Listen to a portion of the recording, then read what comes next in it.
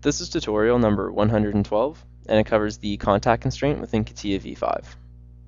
To start off, open up a new product file, and what we're going to do is we're going to insert and bring in the parts that we need, and we're going to apply the contact constraint.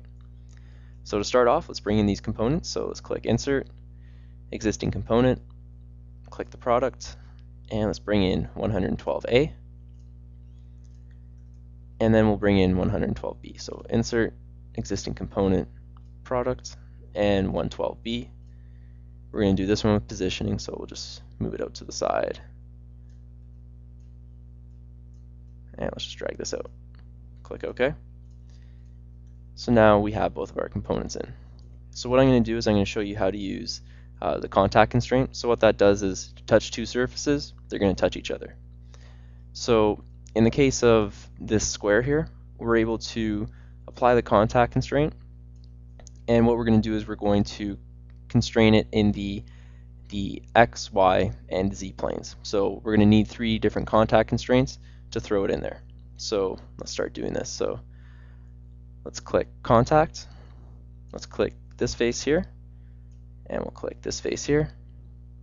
Let's update it, and if you look on the side, they're now in line with each other.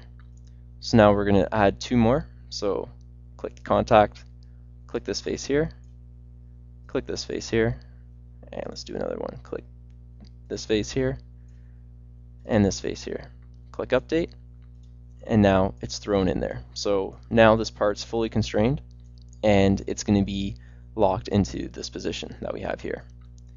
So in this case, how you have like the square peg going into a square hole, we have to kind of constrain it in all the directions. Now, if we wanted this to go back and forth, we'd only need 2. So we'd have to do it on this plane here and this plane here. So going up and down and going side to side. So again, with the contact constraint, all you have to do is click 2 different faces, and you're able to bring them into contact with one another. And being within contact is that they're both on the same plane.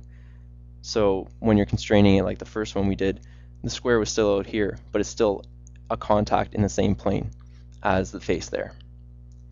And that concludes our tutorial on the contact constraint within Catia V5.